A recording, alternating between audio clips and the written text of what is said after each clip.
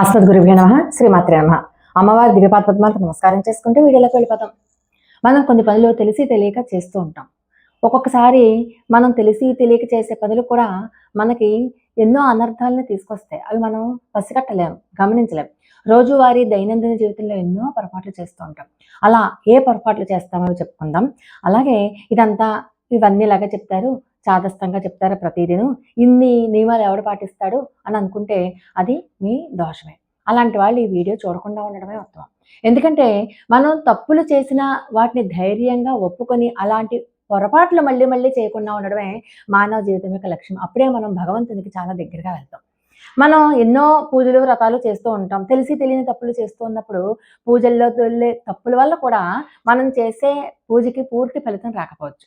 అయితే మనం అసలు నిత్య జీవితంలో మనం ఏమేమి చదువుతాము, ఏమేమి చూస్తాము, ఏమేమి చేస్తాము అంటే మన పెద్దవాళ్ళు ఆచరించినవే మనం గమనంలో అవన్నీ వదిలేస్తున్నాం. చాదస్తం అని చెప్పి పక్కకు పెట్టేస్తున్నాం. అవేంటంటే సూర్యోదయం అయ్యేంత వరకు పడుకోకూడదు. సూర్యోదయానికి ముందే నిద్ర లేవడం అలవాటు చేసుకోవాలి. అందులోనూ చదువుకుండే పిల్లలు మరీ ముఖ్యంగా. అంతేకాకుండా సూర్యోదయం తర్వాత ఇల్లు తుడుచుకోవడం, వాకిలి చిమ్ముకోవడం, ముగ్గేసుకోవడం అలా చేయకూడదు. ఎందుకు చేయకూడదు అంటే సూర్యుని మొహాన నీళ్లు జల్లి ముగ్గు పెట్టినట్టు అవుతుంది. అలాగే నిద్ర లేచిన వెంటనే చాలా మంది పక్క బట్టలు అలా వదిలేసి వెళ్ళిపోతారు. అలా కాదు, శుభ్రంగా తీసి దులిపి మడత పెట్టి పక్కన పెట్టుకోవాలి. లేకపోతే జ్యేష్ఠాదేవి అసహనంగా అక్కడ తచ్చాడుతూ ఉంటుంది. మంచాలు ఇప్పుడు డబల్ కాట్లు కాన్స్టెంట్గా అలా ఉండిపోతున్నాయి. కానీ ఇదివరకు అసలు ఇలా ఉండేవి కాదు కదా. ఎవరి మంచం వాళ్ళు వేసుకునేవారు, నిద్రపోయాక లేచి పక్కన మడిచేసి పక్కన పెట్టేసేవారు. అది అసలు నిజంగా పద్ధతి కూడా అదే. మనం ఒకసారి కట్టుకుని విడిచిన బట్టలు మళ్ళీ కట్టుకోకూడదు. చాలా మంది చూడండి బట్టలు వాళ్ళు వేసుకుంటారు, ఇంటికి వచ్చాక బట్టలు విప్పేసి కుక్కని తగిలిస్తారు, మళ్ళీ ఆ మర్నాడు కూడా అవే బట్టలు వేసుకెళ్తారు. అలా ఎప్పుడు చేయకూడదు, అది దరిద్రానికి సంకేతం. మాసిపోయిన బట్టలు ఉతుకుతాం కదా, ఉతికాక చాలా మందికి ఏంటంటే అలవాటు ఆ నీళ్లు, జాడిచ్చిన నీళ్లు కాళ్ళ మీద పోసుకుంటారు. అది మహాపరమ దరిద్రం. అంతేకాదు, ఎప్పుడైనా సరే బట్టలు ఉతికిన తర్వాత ఖచ్చితంగా స్నానం చేయాలి. తిన్న ఎంగిలి కంచము అలా చెయ్యి ఎండబెట్టుకుని కూర్చోకూడదు.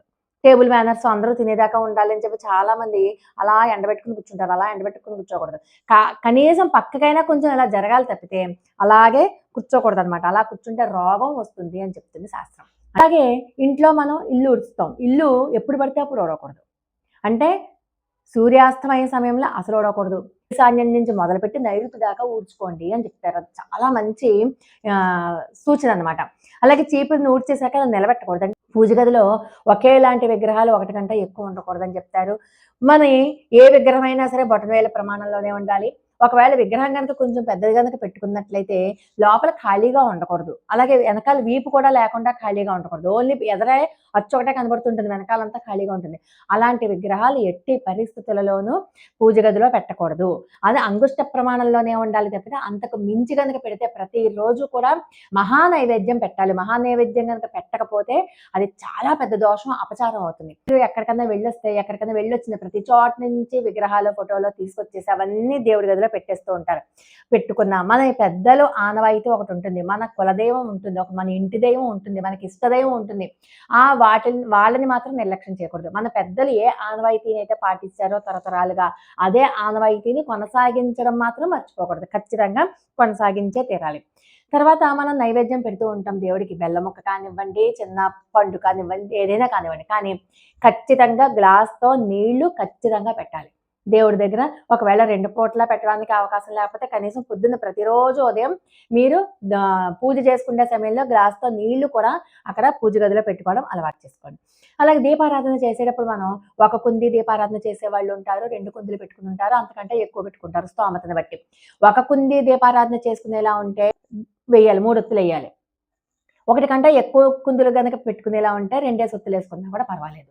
తర్వాత దాంట్లో మీరు బయట దొరికే ఏ నూనె పడితే ఆ నూనె కొనకండి. వాళ్ళు పూజా నూనెని, అదని, ఇదని ఏదేదో రాస్తూ ఉంటారు. అవన్నీ కల్తీ.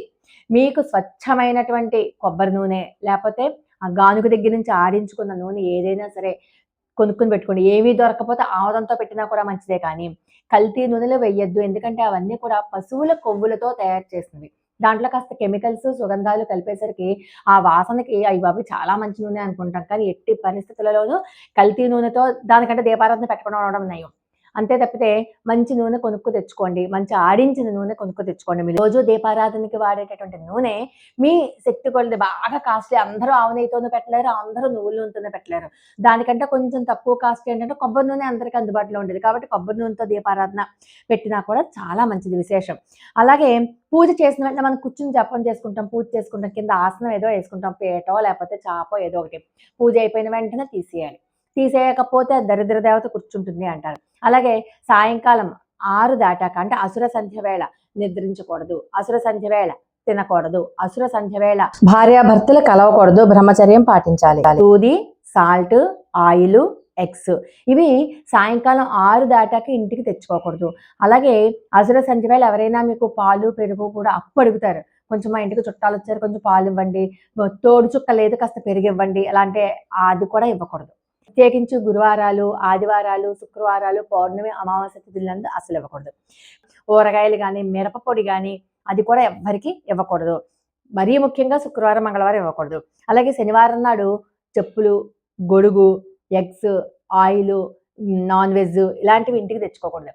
శనివారం ఏంటి, శనివారం కానీ, ఆదివారం కానీ శని ఆదివారాలు, పౌర్ణమి, అమావాస్య తిథులందు ముఖ్యమైన వ్రతాలు, దీక్షలు, ఏకాదశులు ఇలాంటి సమయాలందు మద్యము, మాంసము జోలికి వెళ్ళకూడదు. బ్రహ్మచర్యం పాటించాలి. ఉల్లి, వెల్లుల్లి కూడా తినకుండా ఉంటేనే మంచిది. సాత్వికమైనటువంటి ఆహారం తీసుకోవడానికి ప్రయత్నించండి. ఇవన్నీ కూడా మనం తెలిసి తెలియకుండా చేసేటటువంటి పొరపాట్లు.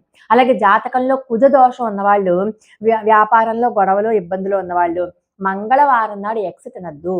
మంగళవారం ఎగ్స్ తినకూడదు. కుజ దోషం. కుజుడు అంటే సుబ్రహ్మణ్యేశ్వర స్వామి. అందుచేత ఎట్టి పరిస్థితుల్లోనూ మంగళవారం నాడు ఎగ్స్ తినకూడదు. పొట్లకాయ ఒకటి తినకూడదు, గుర్తుపెట్టుకోండి. అలాగే శనివారం నాడు నల్ల దుస్తులు వేసుకోండి, కానీ ఇంటికి తెచ్చుకోకూడదు. శనివారం నాడు నల్ల దుస్తులు ఇంటికి తెచ్చుకోకూడదు. అలాగే శనివారం నాడు ఐరన్ కొనకూడదు. అలాగే నల్లటి బట్టలు కానీ, నీలం బట్టలు కానీ, గొడుగు కానీ, చెప్పులు కానీ ఎవరైనా మీకు ఇచ్చారనుకోండి శనివారం నాడు తీసుకోకండి. తర్వాత ఎప్పుడు కూడా ఇల్లు నీట్‌గా ఉండేలా చూసుకోండి. దుమ్ము, ధూళి, బూజు లేకుండా ఎప్పుడు నీట్‌గా ఉండేలా చూసుకోండి. చెడు వాసన లేకుండా చూసుకోండి. ముఖ్యంగా మీ వాష్‌రూముల్లో చెడు వాసన వస్తుందేమో చూసుకోండి. అక్కడ ఎప్పుడు కూడా కొంచెం సాల్టు, నిమ్మకాయ గనుక పెడితే వాష్‌రూమ్‌లో చెడు వాసన పోతుంది. ఇంట్లో కూడా వీలైనంత వరకు ధూపమో ఏదో వేసుకోండి. తలుపులు ధారాళంగా తీసి పెట్టుకుంటే చెడు వాసన పోతుంది. చెడు వాసన ఉన్న చోటకి లక్ష్మీదేవి ఉండదు. జ్యేష్ఠాదేవి మాత్రమే ఉంటుంది. అలాగే పూజా ప్రదేశంలో వెంట్రుకలు లేకుండా చూసుకోండి. పూజ గది ఎప్పుడు నీట్‌గా ఉండాలి. మీ పూజ అయిపోయాక ఇంటిని తలుపు కొంచెం దగ్గరగా వేసి ఉంచండి. అంతేగాని తీసి ఉంచొద్దు. ఎందుకంటే గాలికి వెంట్రుకలు ఎగిరి పూజ గదిలోకి వెళ్ళిపోతాయి. అది మహాదోషం. వెంట్రుకలు ఉన్న చోట దేవతలు ఎటువంటి ఆహారాన్ని స్వీకరించరు అని శాస్త్రవచనం.